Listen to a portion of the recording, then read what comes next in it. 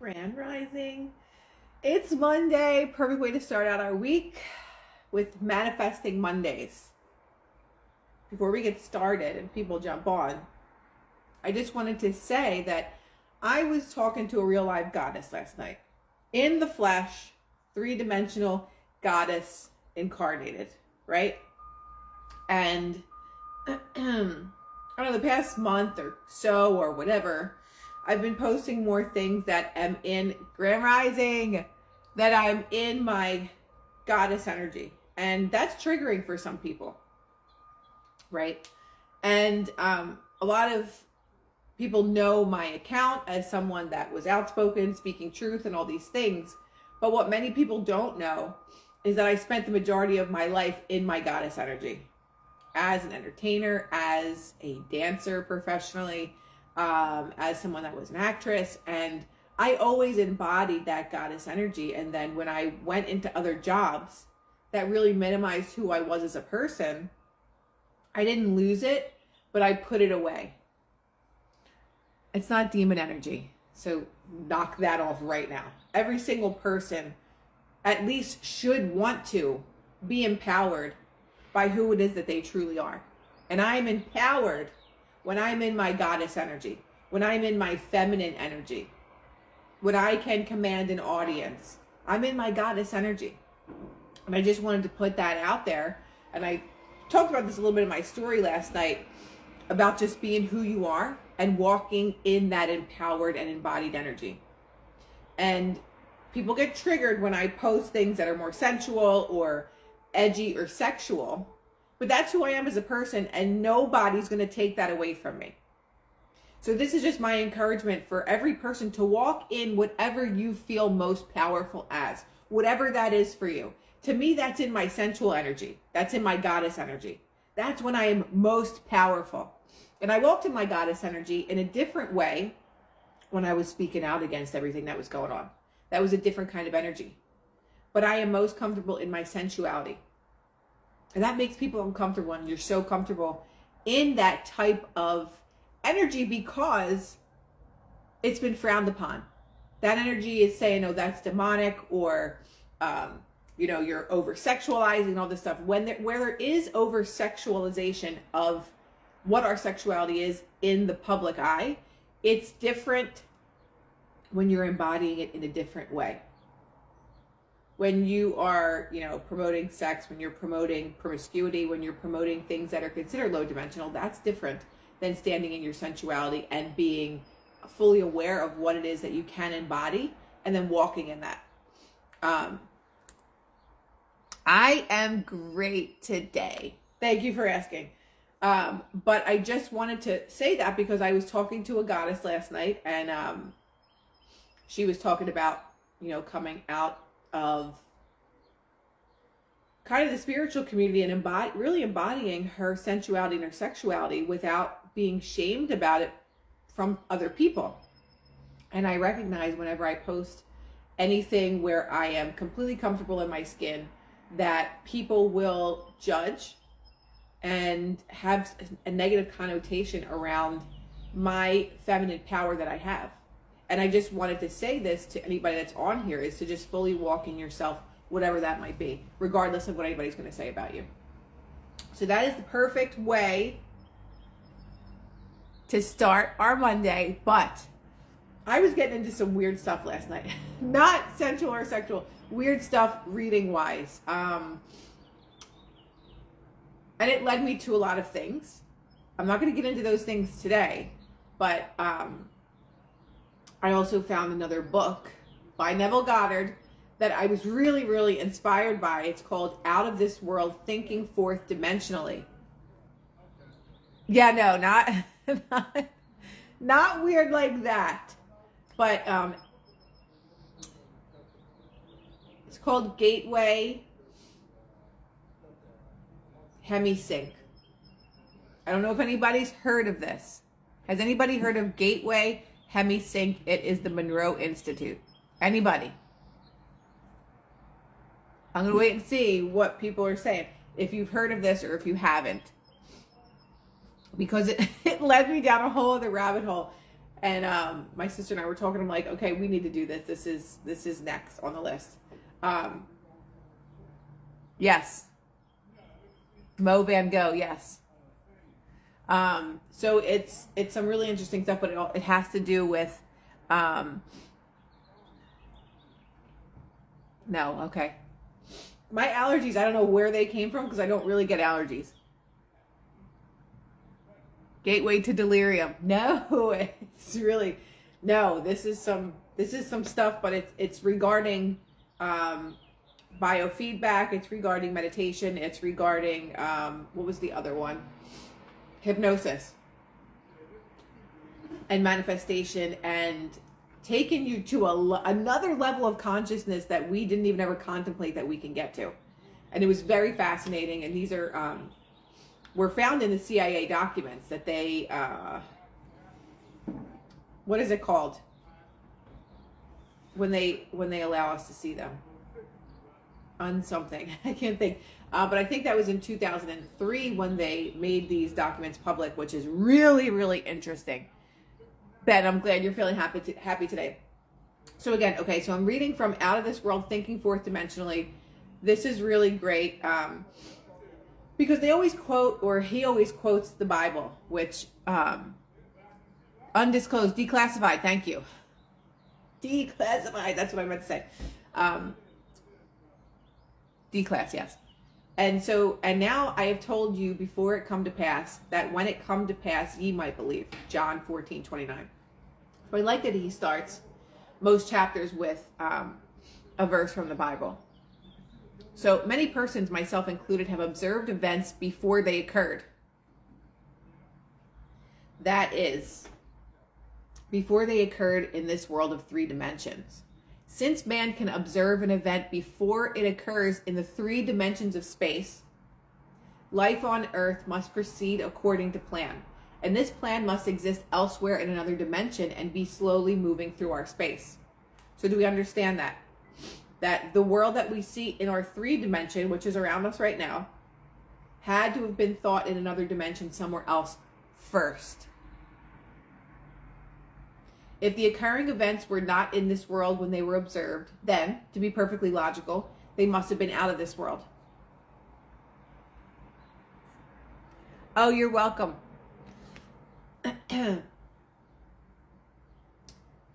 And whatever it is there to be seen before it occurs here must be predetermined from the point of man awake in a 3-dimensional world.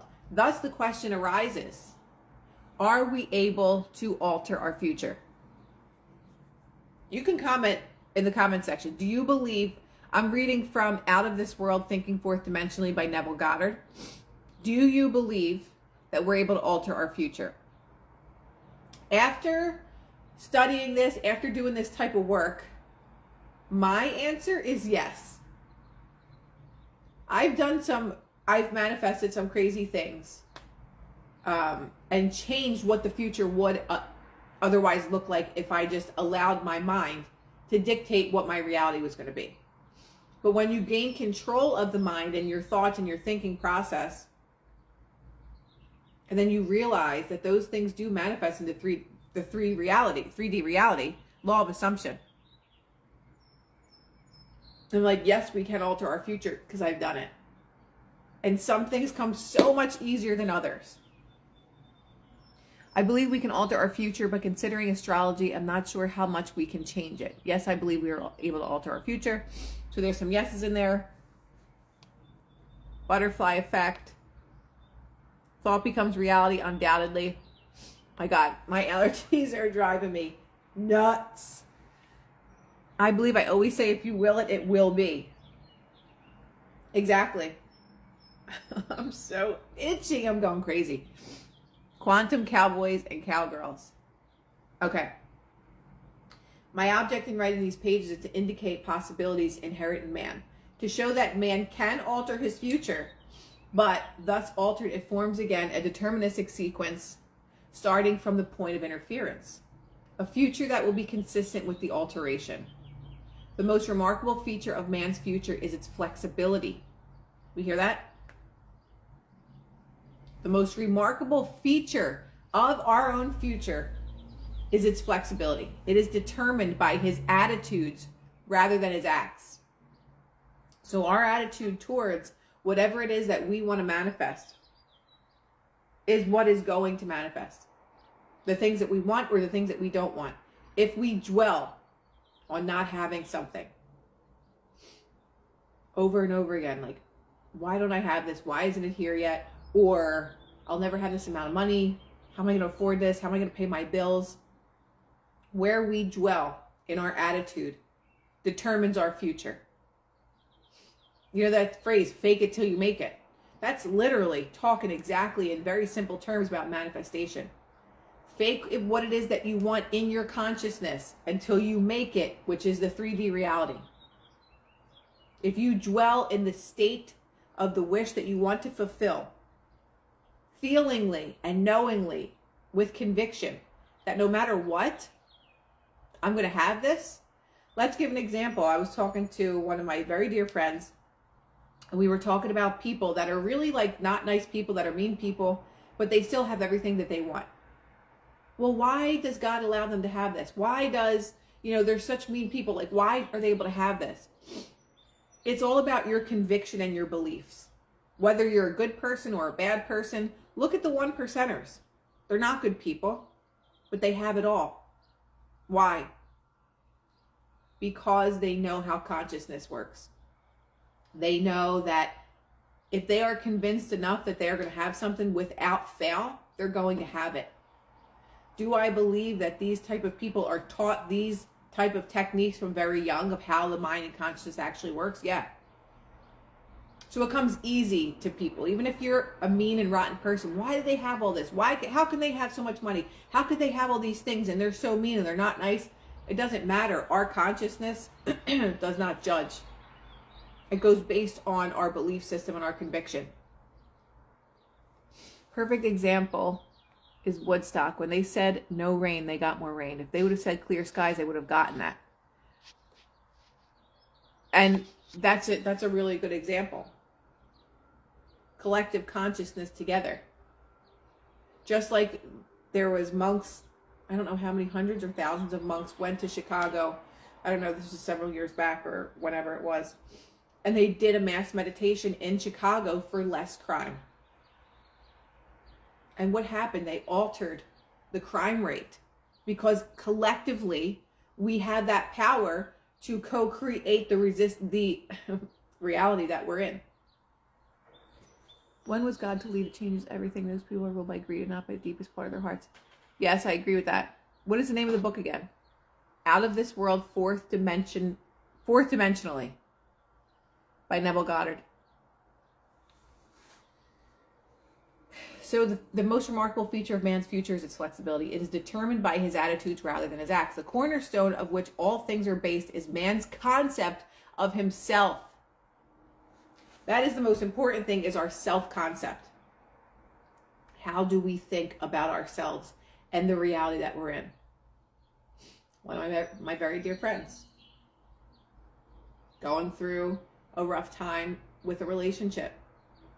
Her beliefs are, he doesn't want me, he doesn't choose me, that I'm not good enough for him. I doubt he's even attracted to me. Right? Self-concept. When it comes to your work, maybe. Yeah, I had this interview, it was really amazing, but there's so many other people that are more qualified for the job. These are all examples of self-concept. What is it that you think or believe about yourself? Because if you think or believe about yourself that someone doesn't want you, that you're not good enough for this job, you'll never have the life that you want because you're not lucky enough. That is your concept of self. That is the belief system that you have. Therefore, it creates that reality. And it's hard for people to understand, like, yeah, sure, I'm just going to think my life, I'm just going to think my way into a good life. But if you understand consciousness and how it works, then you'd understand that it actually is that simple. Because I was reading the CIA documents. I was reading CIA documents that were declassified in 2003 about consciousness. And I was like, holy shit. For all the people that are non-believers, all the people that are naysayers about this way of thinking, if you read these documents, you'd be like, this is the key to the power that I actually hold within myself. There's a reason why they're CIA documents. Because if everybody knew this, if we learned this in school, how to be successful just through thinking, there would be no control over the population. Remote viewing was another one in those documents. It's like 29 pages. So when we start to understand that we literally are living in a matrix, and that there is a way for us to break that matrix so that we can be the empowered beings that we're supposed to be. And if people understood their power and didn't just believe that they're here to just be a slave and work, this is the construct that we're going to give you. You're going to be born. You're going to get a birth certificate. You're going to go to preschool. You're going to go to school. You're going to go to high school. You might go to college. You're going to get a job for the rest of your life. Then you're going to retire at a certain age. And maybe if you're lucky, you'll travel. That's not the meaning of life. We were given that construct to follow. That's the life of a slave. If we knew how powerful we are as humans, this entire world would look so different. We would prosper in everything because we would know that if we could just think it into existence, we'll have it. Thank you. That is the real trick. That is where the magic is right in between our two eyes, which is our third eye or our first eye. When you can see it with conviction in your mind and you can feel it, it will unfold in the three-dimensional reality. Neville Goddard has a lot of great publications. Are you familiar with the author Joseph Campbell? I think so. Where can I read those documents by the CIA? Literally look up, is it called the Gateway Experiment? CIA. Look up something like that and you'll find it. Because I literally just Googled it and I found it. And I downloaded it in my phone. And now I have all 29 pages. I believe in order to tap into our power, it takes intentional discipline from ourselves. And it does. So it's not just like, I'm going to close my mind. I'm going to think that I'm a multimillionaire and it's going to happen. Like, that's not the way that it works. There are other steps. And this is, I said it on my live yesterday, like this is schooling in itself. Learning how consciousness works is like going to school all over again. But if you really want to change your reality, and if you really want to embody and stand in the power that you truly have, you'll take the time to look at this stuff. You'll take the time, 20 minutes out of your day every single day, or however long that you can, to watch videos or to watch things or to listen to things like this, because you're learning. You're learning to shift your mind and consciousness. And if you want to do that, if you want to be able to alter your reality, this is it. Thank you. That was quick. That was quick, the CIA link. I worked for Blackwater years ago, and we had the CIA come in 2 or 3 times a week to train. One of the lessons was on psychic baggage and energy. This is all real, and the government has known for many years. See, I'm not making this shit up. Okay. He acts as he does and has the experience that he does because his concept of himself is what it is, and for no other reason. Had he a different concept of self, he would act differently. A change of concept of self automatically alters his future. As soon as you alter your belief system about yourself, your world has no choice but to change and mold to what you are thinking. It's really powerful shit. And most people don't believe it because they're like, how would this be, the kept secret all these years? And a lot of these things sound so far-fetched that it's like, well, only a certain kind of person is going to be interested in this because this is so outlandish. Human beings are so programmed in their programming that they don't even know what's real and what isn't. So when you have these things, when you talk about stuff like this, many people will shun away from you like, oh yeah, here she goes with her crazy shit again. It's all right under our noses. All the time. So when you come out with a movie like The Secret, there's only a very niche audience that's going to be like, oh yeah, like I tapped into this and I can do this and I can do that. Because most people would never think that this is real. That's how programmed we are. To not know what is real and what is not. Most people believe in the what is not real rather than the what is real. Because these are the ideas that are so outlandish to people that the fake reality is what they believe in. Oh, I trust, I watch Channel 6 every night, or I watch this news every single night. I'm teaching, I'm not figuring out. Thanks, though. A change of concept of self automatically alters his future, and a change in any term of his future series of experiences reciprocally alters his concept of self. Man's assumptions, which he regards as insignificant, produce effects that are considerable. Therefore, man should revise his estimate of an assumption and recognize its creative power. All changes take place in consciousness. Think about that. Thank you. All changes take place right in here. When you do meditation every single day and you go into the state of the wish fulfilled, of whatever it is that you want,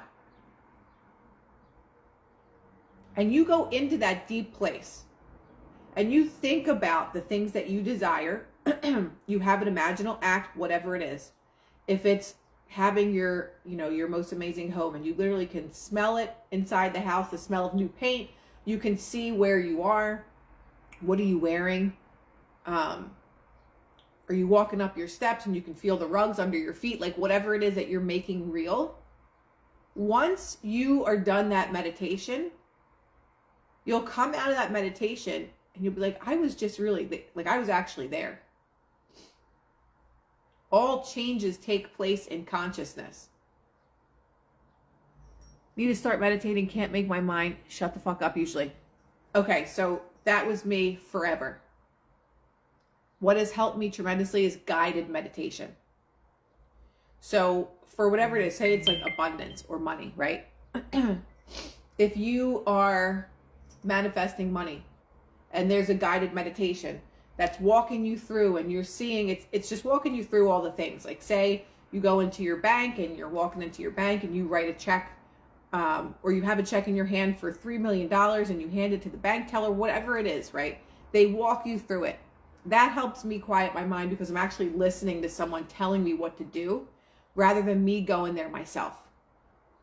Because for whatever reason, I'm just much better with guided things than doing it on my own. Some people would prefer doing it on their own. But once you really get into the habit of meditating, you get excited to do your meditation. You're like, oh my God, I'm going back to this place. Let's go.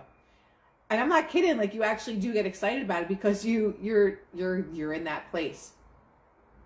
And the longer you stay in that space, say you come out of your meditation. I do it before I go to sleep and I do it in the middle of the day usually. Sometimes I'll do it in the morning. But when you come out of that, how long can you stay in feeling that you're living there? Because that's living in the state of the wish fulfilled.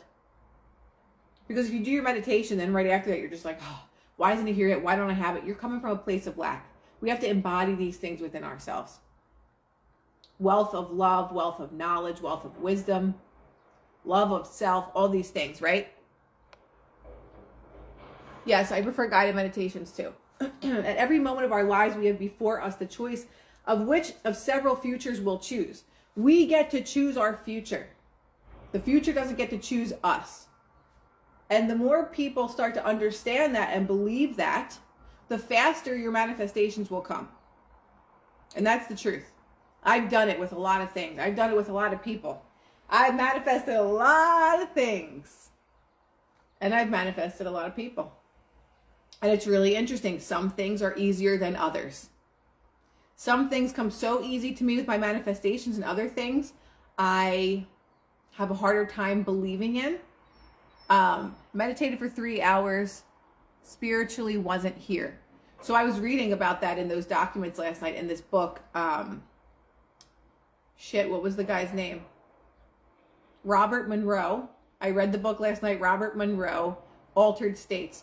And he spoke about going into like crazy levels of consciousness, ones that I wasn't even aware of. Ones where he actually went to see all of his family that had passed over. It was really, really crazy.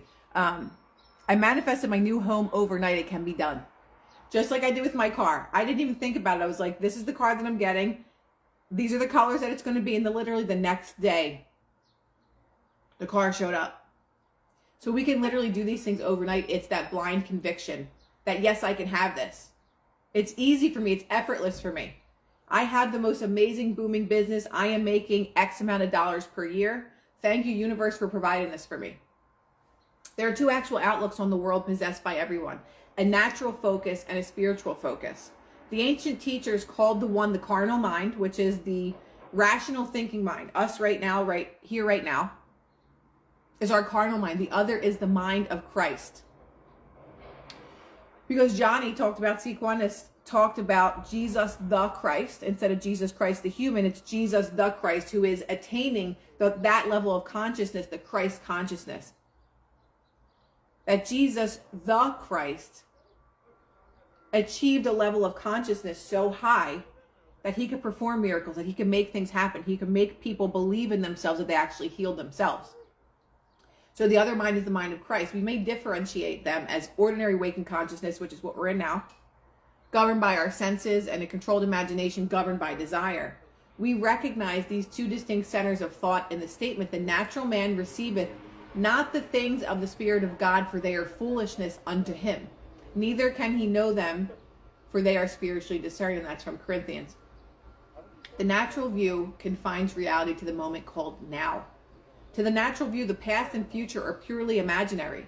The spiritual view, on the other hand, sees the contents of time. It sees events as distinct and separated as objects in space. The past and future are a present hold to the spiritual view. What is mental and subjective to the natural man is concrete and objective to the spiritual man. They say that about the Egyptians as well.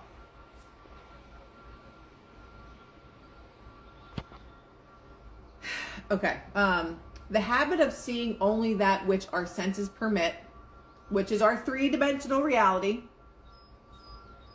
renders us totally blind to what we otherwise could see, right? To cultivate the faculty of seeing the invisible, we should often deliberately disentangle our minds from the evidence of the senses. So what Neville Goddard says is completely detach yourself from the three-dimensional world, right? Because the three-dimensional world has already happened. That's already a result of past thinking. To cultivate the faculty of seeing the invisible, we should disentangle our minds from the evidence of the senses and focus our attention on an invisible state, which is in our consciousness. That's going into the state of the wish fulfilled. Whatever it is that you want or desire in your world that you want to manifest into your three-dimensional reality, you have to see it in your mind first. I'll give you a weird example, but when I was a gymnast, when I was really young, there were certain tumbles that I could see myself doing easily. And what would I do? I would do them easily and effortlessly. And there are certain tumbles that I saw that I couldn't do. I was like, I know that I can't do this. My body can't do this. My back was so flexible, so there were certain things that I knew that I couldn't do, and I would never be able to do them. So what he's saying is we should disentangle our minds from the evidence of the senses. If I went into my mind and I knew, yes, I could do this effortlessly and easily. Yes, this is easy for me. My body would have done it because I was so convinced that I was able to do something. So release all of your senses that you see in your three-dimensional reality and go into your mind's eye. Go into the state of the wish fulfilled. Go into your meditation. So you're mentally feeling it and sensing it until it has all the distinctness of reality. I've done this. I've done this with people, with places, with traveling. I would just imagine myself somewhere. And before I knew it, it's like, oh, your suitcase is packed. My suitcase, for example, is still in my bathroom with all the clothes in it. Why? I did this in LA. For a lot of times I lived there, I would always leave my suitcase on the floor. And people will come in my apartment like, why is your suitcase on the floor? Like, are you going somewhere? I'm like, yeah, I am actually. So that was kind of the mental reminder, like, I'm leaving, like, I'm not staying here. I'm not staying here. And so I see in my mind just flashes of me going places, of me not being here, right? So that's my way of manifesting something when I really don't put effort into doing it. There's certain things I put a lot of effort in for manifesting. There's other things that I don't, and it comes easier. Because I'm not attached to it. I'm just like, yeah, I'm going to go. I'm going somewhere. I don't know where I'm going, but I'm going. Earnest, concentrated thought focused in a particular direction shuts out other sensations and causes them to disappear.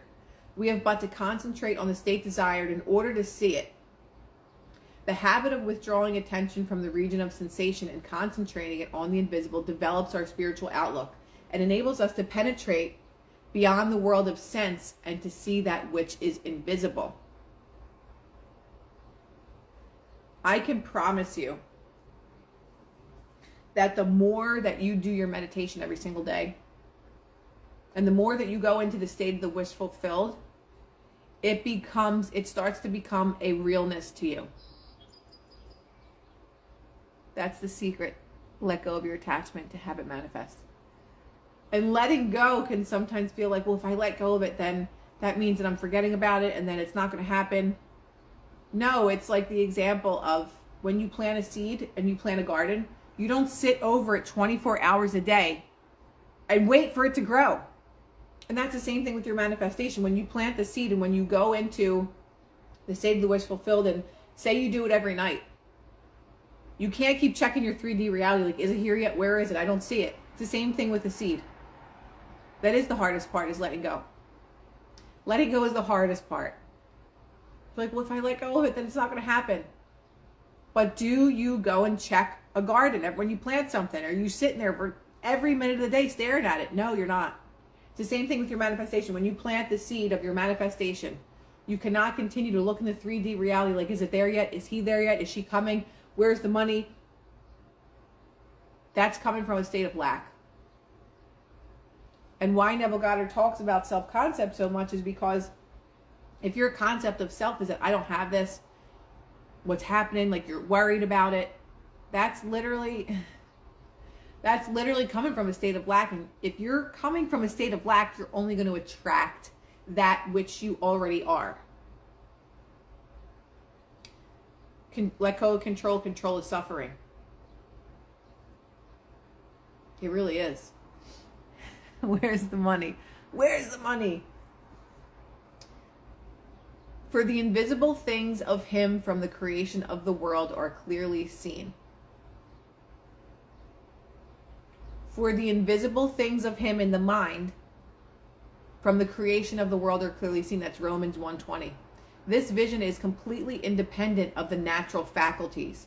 So our visions and the things that we want, they are independent of the 3D world. It doesn't matter what's happening in your 3D world. It matters what's happening in your mind, because all creation happens through thought. It's really a simple concept. Read the CIA documents, they'll tell you.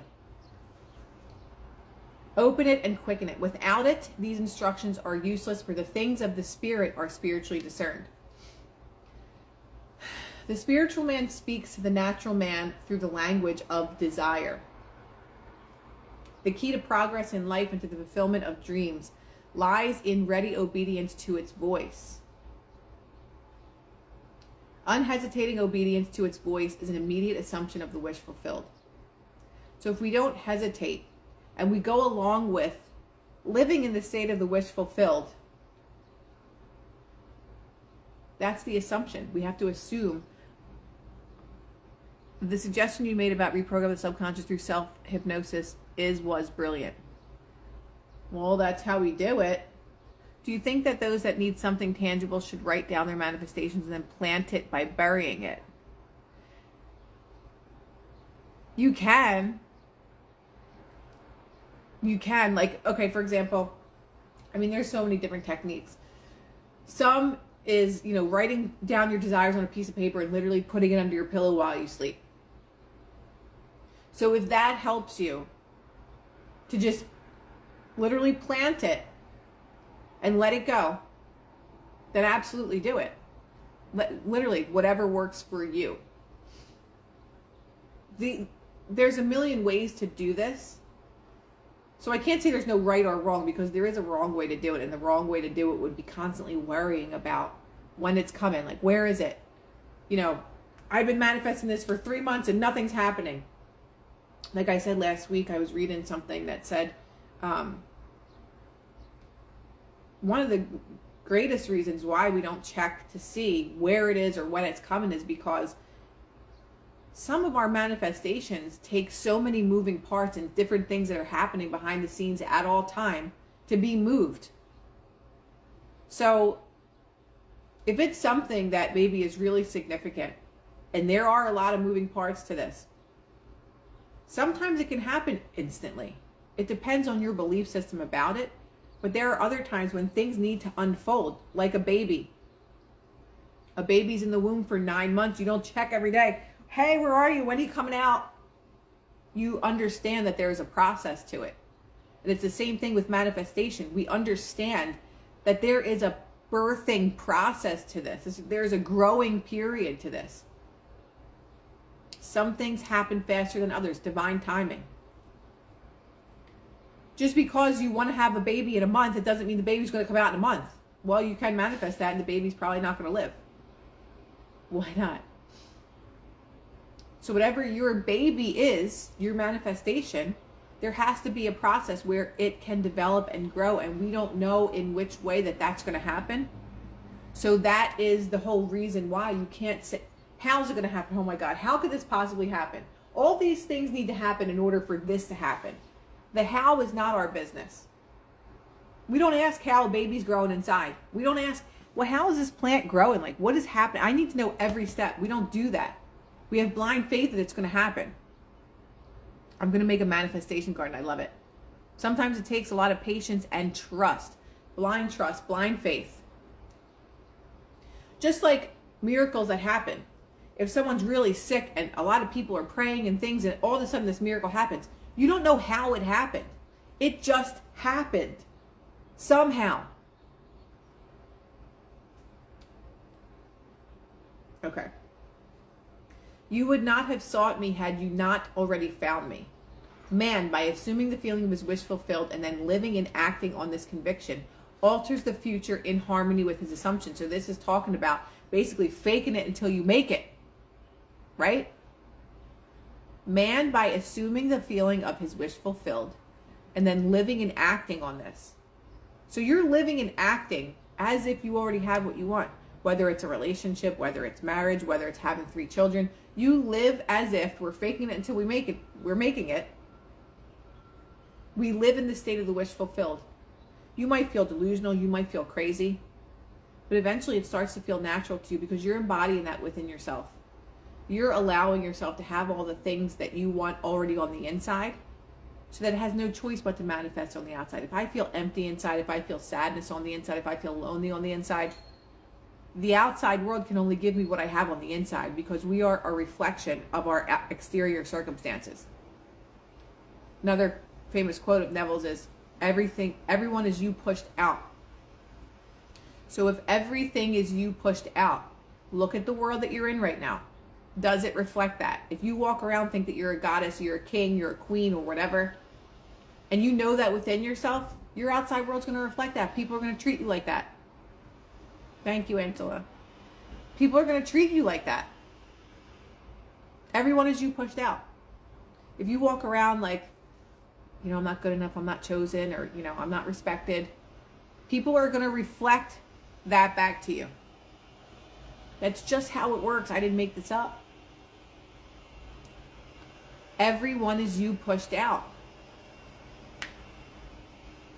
Right? My top 5 favorite books. I buy books every week. But yes, this is actually I really, really like a lot.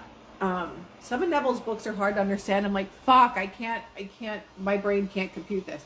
But this one is an easy one I really like. The Universal Laws one is a really good book. Yes, I'll do that. Sorry. Assumptions awaken what they affirm.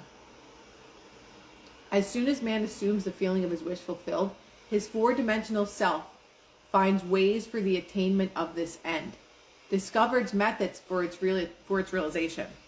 I know of no clearer definition of the means by which we realize our desires than to experience in imagination what we would experience in the flesh were we to achieve our goal. Let's think about it this way. This is a good example. If you knew a month from now, you were going, like if you knew without fail, a month from now, you were going to have what you wanted. Say it was $5 million. Or you knew a month from now, you were going to meet the love of your life on, what the hell's today's date? June 15th, you're going to meet the love of your life. On June 15th, you're going to have the house of your dreams. On June 15th, you're going to have the beautiful organic garden that you want, right? If you knew without fail, that's showing up. How would you feel leading up to that month? How excited would you be? Like, oh my God, I can't believe this has finally happened. Like, I'm getting this, right? So if we're living literally in the state of the wish fulfilled, it's like, oh my God, I'm going to get this. I'm going to get this abundance, or I'm going to, I'm going to meet the love of my life. I'm going to marry, or, oh my God, I'm going to have 3 kids by then. I'm just making this up, but I'm saying whatever your wish fulfilled is, oh my God, I can't believe that I'm going to be getting the house that I always dreamed of in 1 month. You're going to be excited, right? You're going to be thrilled. That's what it means to live in the state of the wish fulfilled. You have blind faith now. You were told by God, you're going to have exactly what you want in 1 month. So every single day you wake up excited. Every single day you're just like, holy shit, I'm getting exactly what I want, right? That's the emotions we need to have towards our manifestation. Exactly.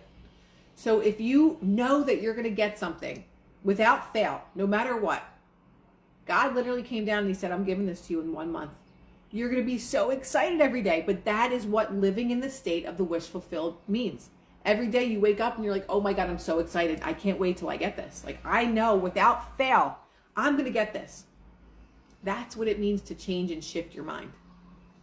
That's the challenging part. But if you work at it, this is like school. This is like going back to school for your consciousness. And you understand how it works. You're like, I've been suffering my whole life for no reason.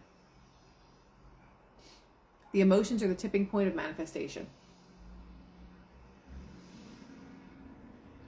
Blind faith. Blind faith. Blind faith.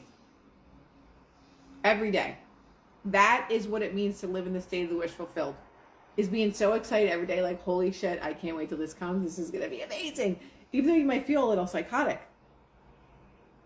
But the more that you embody that within yourself, by the time you even get most of these things, like, you already feel that inside of yourself. So you're just like, it would be an amazing bonus if I got what I wanted. But I feel so good on the inside. That is the point. The point is not to make yourself feel good so that you get X, Y, or Z. The point is to be, I love you too, from Philly to Canada. The point isn't to feel what you want to feel just to get something. The point is to fill yourself with so much self-love, with so much gratitude, that you already feel that you have everything that you need. And there's billions of people that walk around in that emptiness. So imagine what that does to the collective consciousness. If all these people are walking around in low vibration and like, oh, I hate my life, or like, this job sucks, or I can never have this. That is the trick, to walk around in life as if you have everything that you already need. And then you start to embody it. Then you start to embody it more. And then you start to embody it more and you're like, holy shit, like, I feel good. Like, I am walking in this god or goddess energy. Like, I feel so powerful. Not blind faith, see it with your third eye. It goes back to what you're grateful for. And the other book that I was reading about loving yourself, if you're so confused about all this, just love more. Why? Why is it so simple as to just love more? It's because love is the highest frequency. So if you're vibrating in the highest frequency, someone cuts you off, instead of cursing them out, instead of getting mad about it, you stubbed your toe, instead of letting that change the whole trajectory of your day, Love more. Love more. Love more. That's so difficult for so many of us. Because when I was reading this book, there was one person that particularly came into mind, and I was like, fuck. I have to love this person more. And again, it's not because you allow people to walk all over you. It's your own vibration. It's your own experience. Just because you are loving somebody more doesn't mean that you have to allow them into your life, or that you have to not have boundaries with that person. That is not what that means. Loving someone more is creating that on the inside for yourself. Will it benefit another person by sending them love? Absolutely. But it's going to benefit you more. So if you're in doubt and you're like, I don't know how to do this manifestation shit, I don't know. Love more, because love is the highest frequency. And when we're in a high vibrational frequency, we can tap into things and things come so easily for us. I'm afraid to love more. I don't want to be taken advantage of. Again, loving more is the experience for yourself. Other people might get to benefit from that. But it doesn't mean that you get taken advantage of. It doesn't mean that you don't set boundaries. Setting boundaries and loving more are two very different things. You can set boundaries and still love somebody. You could set boundaries, love someone, but not have them in your space or in your life. You can choose to cut someone out of your life. There was someone that I was really, really, really, really, really close to. And I loved him deeply. And I still do. But I had to cut him out of my life. Because he was not good for my mental space. He drained my energy. But it doesn't mean that I don't still love him or I don't still send him love. I do. But there was just a limit to which I had, or a choice that I had to make to say, I love you, I love you, I love you 1,000,000 times, but you just can't be in my life. That's it. There's a difference between loving more and setting boundaries, and loving more and meaning, I'm just going to love this person more and hope that they treat me right. There's a very big difference. Right? We get to decide that. So before I make this live 2 hours long, we'll go to this book is amazing. This book is so good. The undisciplined mind finds it difficult to assume a state which is denied by the three-dimensional senses. The undisciplined mind. I'm still disciplined in this mind, man. This thing is powerful. We know how powerful our mind is, that we're just like, shit, like I keep thinking the same things over and over again. Why do I keep messing this up? It's a discipline. This is a lifestyle choice. When we discipline the mind, when we don't let our mind run freely like a wild animal, we put it in a cage. When our mind creeps up on us and says, you're never going to have that, you're not good enough for this. Oh, you look so fat today. Any of these things, right? That's the undisciplined mind. When we know that we could see things differently in our mind, and then it shows up into our reality, we're like, I'm the boss. I'm the boss. The mind, the ego, you're not the boss. You're going to sit this one out. The book is called Out of This World, Thinking Fourth Dimensionally by Neville Goddard. Out of This World, Thinking Fourth Dimensionally by Neville Goddard. Damn it. People have a habit of slighting the importance of simple things, but this simple formula for changing the future was discovered after years of searching and experimenting. Let's just go over the steps. Thank you. Thank you, Kemi. Okay, so the first step in changing the future is desire. That is, define your objective. Know definitely what you want. If you're not clear about what you want, God or the universe cannot give it to you. If you're just like, oh, I just want a great job. The universe is going to send you a job that might be great financially, but you absolutely hate it. So what is it clearly that you want? By next year, I want to be engaged and have a new house. And then you give very specifics of what you want this person to be like, what you want your house to be like, or I have the most amazing job. Specifically, what do you want? Specific. Shit. Okay, I have 10 minutes. I have a meeting for a possible retreat venue. So being specific, that's number uno. Secondly, construct an event which you believe you would encounter following the fulfillment of your desire. An event which implies fulfillment of your desire. Something that will have the action of self-predominance. So what this means is construct something in your mind, a scenario in your mind, that would be your wish fulfilled. So say if you wanted, let's just say marriage, for example. See yourself a year after your marriage. Where are you? You're in your home, or you're on vacation with your new partner. Something that implies that your desire is already fulfilled.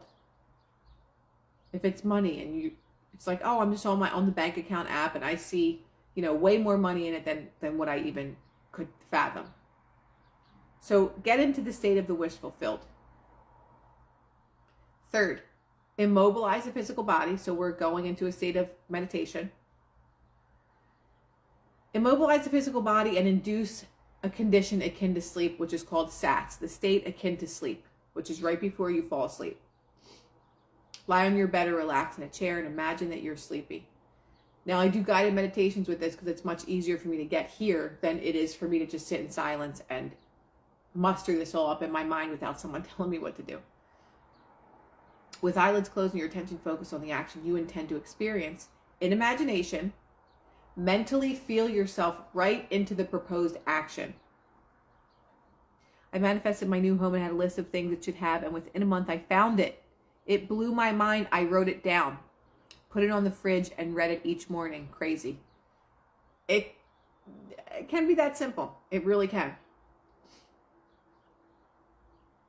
Can someone write in the Neville Goddard book title in the chat? Guys, can someone please write this? Out of This World, Thinking Fourth Dimensionally, Neville Goddard. So we're in the imagination. We're mentally feeling ourselves right into the proposed action. Imagining all the while that you are actually performing the action here and now. Yes? You must always participate in the imaginary... They really kill him. Joe, can someone post that, please? The title, Out of This World, Thinking Fourth Dimensionally. Anybody. So you're imagining that you were in the state of the wish fulfilled right now. I'm going to kill him.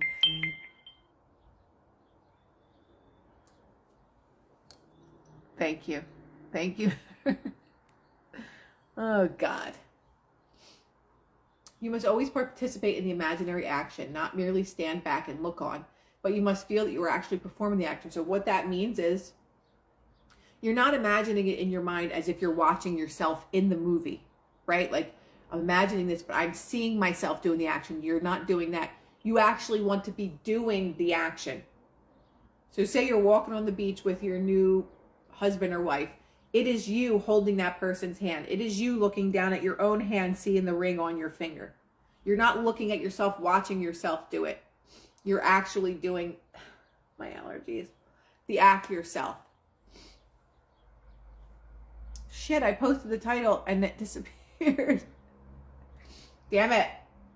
But I'm going to post this. I'll repost this live and then put the title in it. So now that we have the 4 ways to start assuming the state of the wish fulfilled,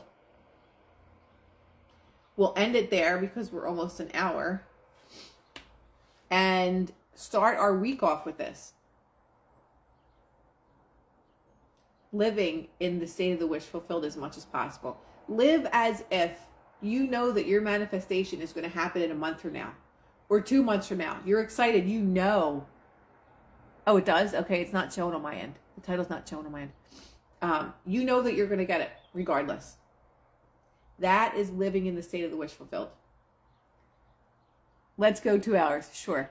I have a meeting right now in like 5 minutes. But thank you guys for listening.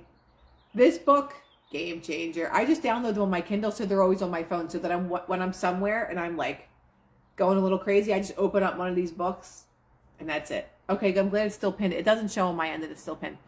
But have an amazing Monday. I love you guys so much. We're getting some deep into this shit, guys. There's oh, if you could see what I was reading last night. Holy shit.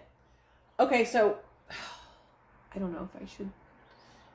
Maybe I'll post the YouTube video that I watched last night. It's like 13 minutes long, but this is going to blow your mind. I promise you that. I'll post the link in my stories. Mind-blowing stuff, guys. And if you watch it, please DM me and let me know what you think of it, because you're just going to be like, okay, my reality is now shattered. Thank you. But it just will send you down a very powerful rabbit hole. And download the book. Thanks for going. Oh, you're welcome. Yes, like I literally just download books. And they're like $2 on the Kindle. It's crazy. They're super cheap, but they're right in my Kindle. Like, I'll post it. I'll post it in my stories. All right, I got to go because I got to get on a meeting. I love you guys, and I will repost this shortly. Okay, I'm going to post it in my stories really, really quick. Right now. Adios.